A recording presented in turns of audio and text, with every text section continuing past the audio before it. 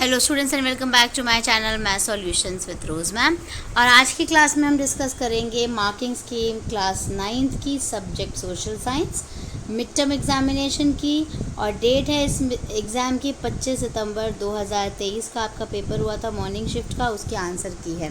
तो चलिए हम इस वीडियो में देखेंगे, जानेंगे कि क्या क्या आंसर्स थे आज के क्वेश्चंस के, और आप सेल्फ एवेल्युएट कीजिएगा कि आपके कितने मार्क्स हुए कैलकुलेट, और उसके फिर मुझे कमेंट करके ज़रूर बताना। सो स्टार्ट करते हैं हमारी आज की वीडियो, और वीडियो को लाइक शेयर एंड चैनल को सब्सक्राइब करना मत भूलिएगा। सो बेटे जो खंड क था उसमें फर्स्ट का आंसर डी करेक्ट है, गेहूँ। सेकंड का डी करेक्ट है, यहाँ पर सभी 1, 2 और 3 सही है। थर्ड का डी करेक्ट है, ओडिशा। फोर्थ का B long walk to freedom. Fifth का बी पार्ट 1933 और 1934। सिक्स्थ का ए निर्णय लेने में देरी। सेवन्थ का ए दक्षिण अफ्रीका। एट्थ का ए केवल 1 और 2 सही है। नाइन्थ का प्रायद्वीप। 10th का लोकतंत्र और 11th का उपयुक्त सभी। 12th का 26 नवंबर 1949। 13th का बी का फर्स्ट का फोर्थ पार्ट, सेकंड का फर्स्ट पार्ट, थर्ड पार्ट और फोर्थ का सेकंड पार्ट करेक्ट है, ठीक है। फिर 14th का बी पार्ट करेक्ट है, शिव समुद्रम। 15th का सी पार्ट, चरवाहे जो अपने मवेशियों के झुंड के लिए चरागाह की तलाश में एक स्थान से दूसरे स्थान पर जाते हैं। 16th का बी, इसके परिणाम स्वरूप बाढ़ आती है। 17th का ए, अभिकथन ए एवं कारण दोनों सत्य है और कारण अभिकथन का सही व्याख्या करता है। 18th का ए, अभिकथन एवं कारण दोनों सत्य है और कारण अभिकथन की सही व्याख्या करता है। 19th का सी, अभिकथन सही है और कारण गलत है।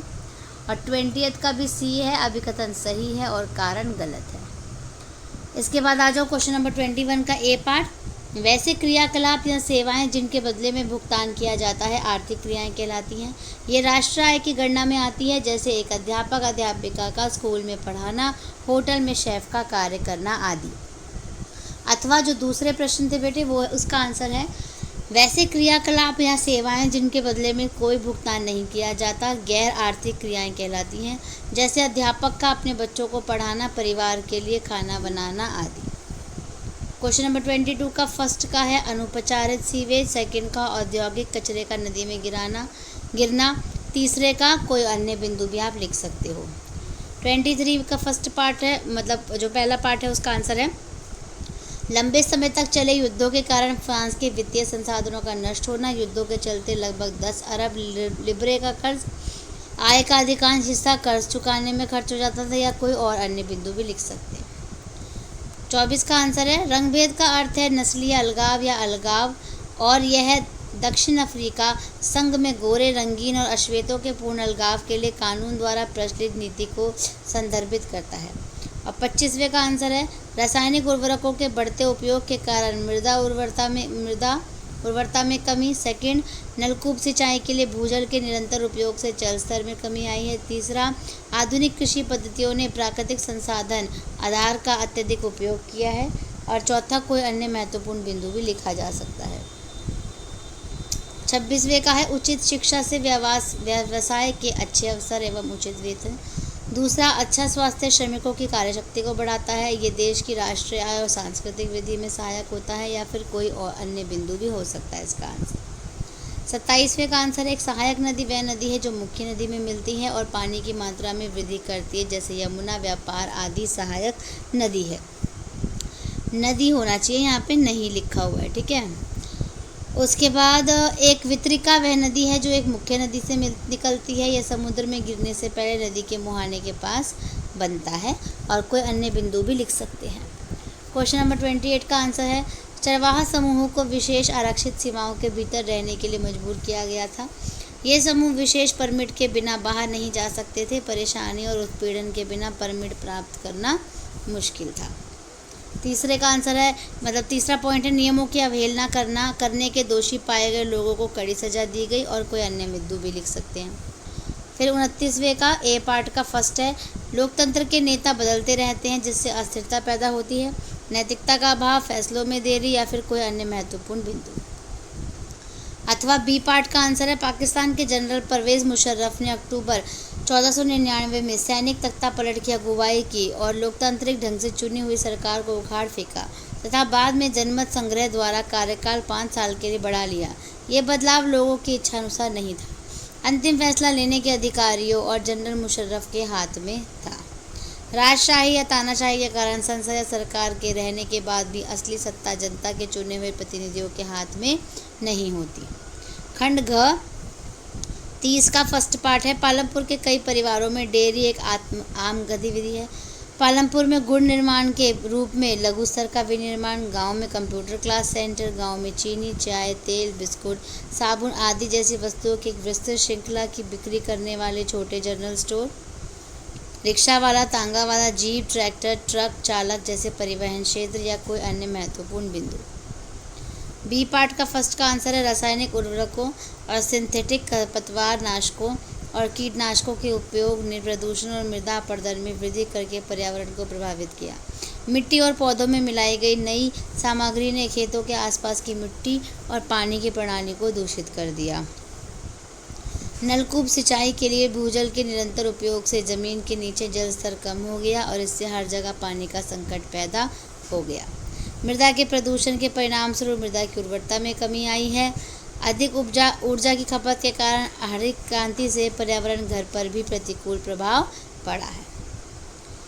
फिर कोई अन्य बिंदु भी हो सकता था, यानी कोई 5 बिंदु के आपको नंबर मिलेंगे। उसके बाद है 31 का आंसर है। फर्स्ट पार्ट है लोक स्वतंत्रता और लोकतांत्रिक अधिकारों के विचार। ये विचार 19वीं शताब्दी के दौरान फ्रांस से शेष यूरोप में फैल गए, जहाँ सामंती प्रणालियों को समाप्त कर दिया गया था।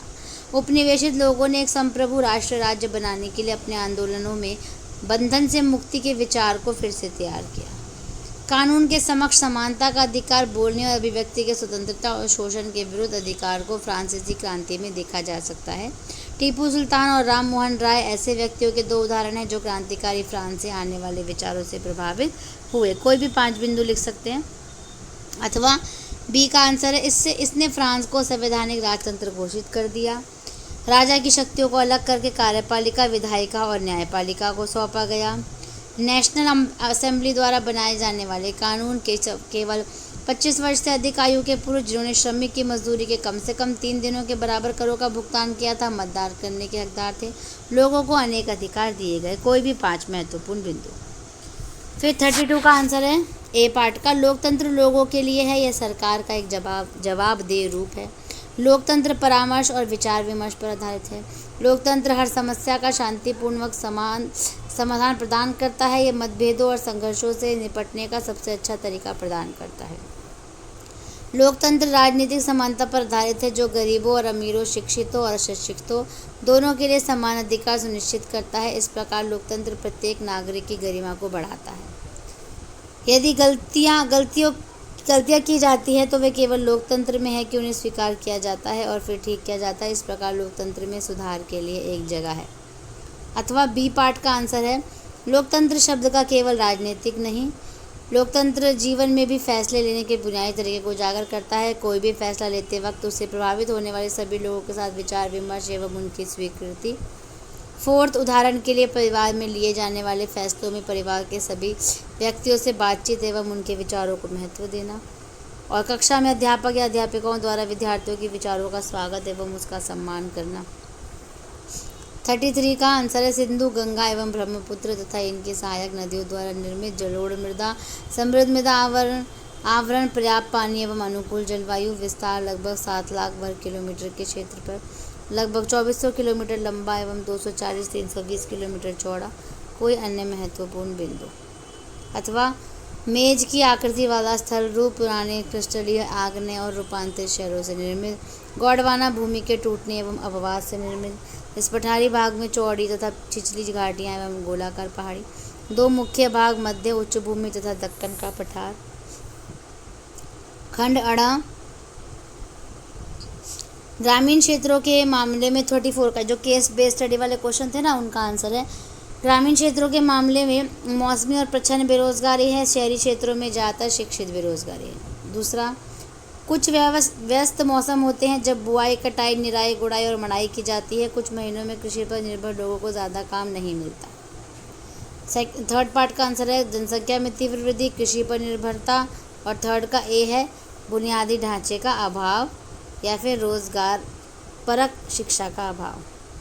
फिर जो नेक्स्ट केस बेस्ड स्टडी था उसका आंसर है फर्स्ट पार्ट का, कुछ ने अपने झुंडों में मवेशियों की संख्या कम कर दी है, दूसरों ने नए चरागाहों की खोज की जब पुराने चराई के मैदानों में जाना मुश्किल हो गया।